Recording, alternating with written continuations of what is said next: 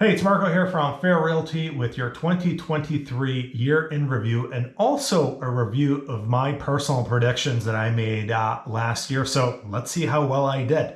Let's start off with sales. So 2023, we had 6,207 sales. The year before, 2022, we had 6,804 sales, and 2021, we had over 10,000 sales. So 2023, we were down almost 40% compared to 2021.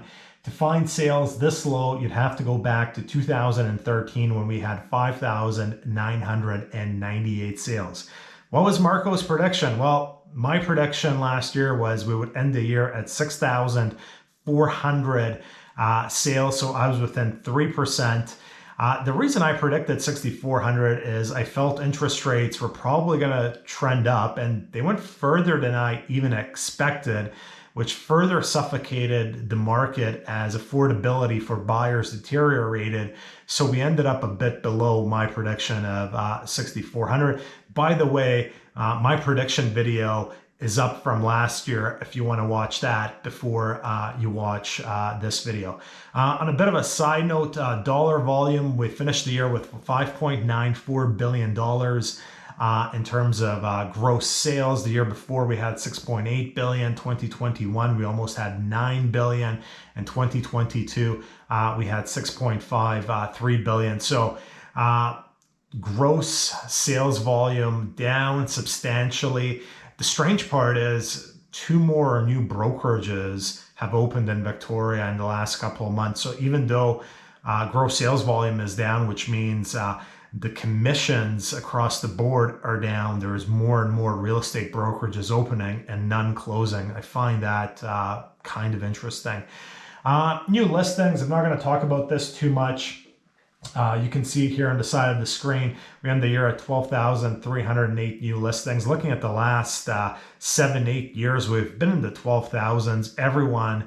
Not everyone, but a lot of people had predicted we would see a lot more new listings this year as sellers would experience issues. Refinancing would be under the high interest rates and would lead to more sellers listing their properties, and it simply didn't happen. We're exactly the average of the last 7 years. There was a few months there where we had a few more listings, but also a few months where we had a few less listings than average, and the year ended up basically being average.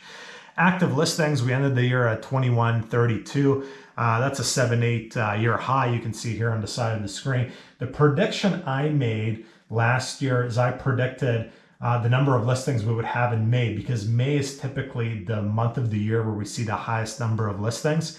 And I predicted in May that we would hit 3,100 listings. I was nowhere close on that prediction. In May, we hit a high of 2,189. So there simply wasn't that many sellers under duress listing. Sales actually weren't too bad throughout the springtime. So I was way off on that guess in terms of the number of listings we would hit in May. Let's go to prices. So the single family home median ended the year 2023 at $1,065,000. January of 2023 was also $1,065,000. So the year kind of ended where it started. We did have a bump up in the spring, but then prices came back down as interest rates continued to go further up. I had predicted a median single family home average of $960,000. I thought there would be way more downward price pressure on single family homes as a result of the high interest rates, which there was, but only in the second half of the year after prices went up 10-12% in the springtime. The spring was super strange. Bidding wars came back for a month or two. Prices went up, even though interest rates were kind of still trending up, which I did not anticipate whatsoever. So that prediction, I was way off on, by 960 to $1,065,000. I'm more than 10% off on the single family home price. As for the condo median, it ended the year at 525, started the year somewhere around 530,000. I had predicted the condo median would end the year at 535,000. My rationale there was condos are more affordable, so more buyers would move into condos. And there I was extremely close on that prediction, 525, 535.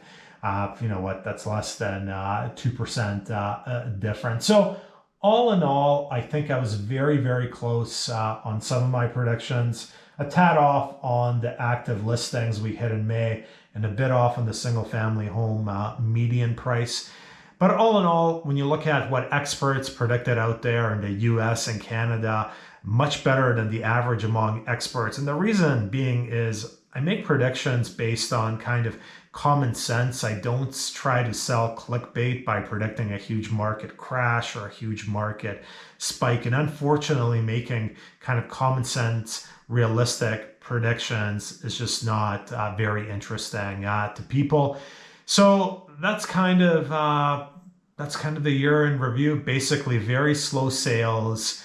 Nothing extraordinary in terms of new listings. Active listings increased throughout the year, but didn't blow out of control. And prices, both for single family homes and condos, essentially started the year, went up through the springtime, and then came back to where they started the year. So it was a bit of an interesting year. It seems like the interest rates hikes are past us. So it's going to be interesting to see what 2024 brings.